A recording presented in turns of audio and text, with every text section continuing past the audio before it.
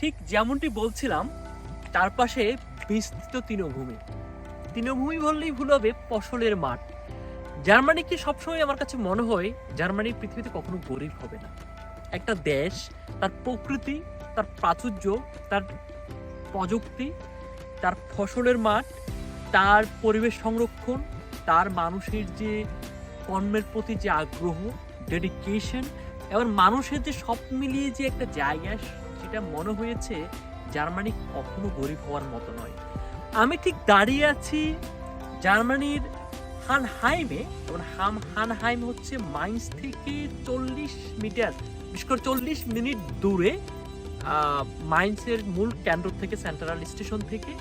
এবং এখানে চারিদিকে আমার কাছে, আপনার কাছে বা আমার কাছে যেটা দেখি মনে হচ্ছে যে পুরো জায়গাটা একেবারে তৃণভূমি, ফসলের মাঠ এবং চারিদিকে পাহাড়, এবং পাহাড়ের কুল ঘেঁষে, পাহাড়ের নিচে ডালু জমিতে যে চাষাবাদ হচ্ছে, ভুট্টা চাষ বলি, আমরা গম চাষ বলি, কিংবা অন্যান্য ফসলের যে চাষ, সে চাষ সত্যি অনেক বেশি পরিমাণ। আগামীর যে কৃষি নির্ভর যে জার্মানি, সেই জায়গাটা আমাদেরকে ইঙ্গিত দিচ্ছে।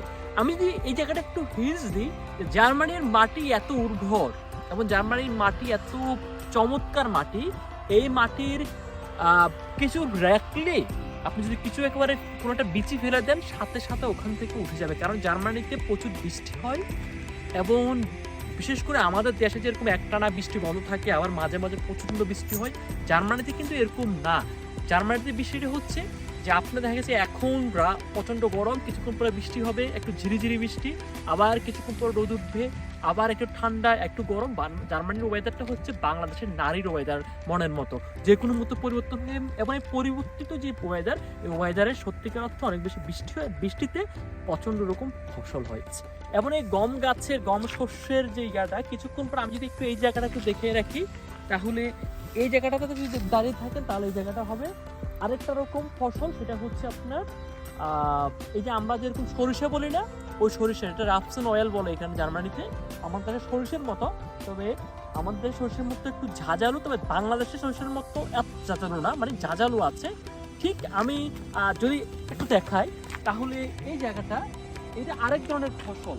ঠিক যদি পাহাড়ের একটু উপরে উঠি, তাহলে পাহাড়ের উপরে উঠলে আপনি ওখানে আঙ্গুরের অনেক ফল পাবেন। সব মিলিয়ে জার্মানির এই যে জায়গাটা, এই জায়গাটা যদি একটু দেখিয়ে রাখি, তাহলে দেখবেন এই জায়গাটা কিন্তু বসত বাড়ি, রাস্তার পাশে অনেক মানুষ বাড়ি করেছে, বাড়িতে থাকছে, এবং প্রচন্ড রকম ফল গাছ বাড়ির আঙিনাতে, যেটা আমি কিছুক্ষণ আগের ভিডিও দেখিয়েছি।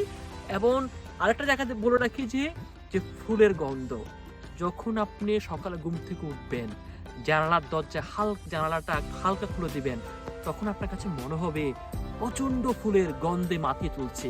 যখন আপনি একটু বের হবেন, আপনি অফিসে যাবেন, ফুলের গন্ধ, ফুল দেখে আপনি দুলছে বাতাসে, সত্যি আপনার মনটা অনেক বেশি ভরে দিবে। ঠিক এই জন্য বলি, সুযোগ পেলে জার্মানিতে আসুন, জার্মানিতে দেখে যান, জার্মানির জীববৈচিত্র্য, জীবনধারা বুঝতে আসুন, দেখতে আসুন, জার্মানিকে উপভোগ করতে আসুন। সর্বত্র প্রাকৃতিক সৌন্দর্য, প্রকৃতির যে প্রতি ভালোবাসা, সেটা ছড়িয়ে আছে জার্মানির সব জায়গায়, সবখানে। সবাই ভালো থাকবেন, এবং আপনারা অবশ্যই, আপনাদেরকে আবারও পুনরায় জানিয়ে কথা থেকে দিচ্ছি। আল্লাহ হাফেজ, আসসালামু আলাইকুম।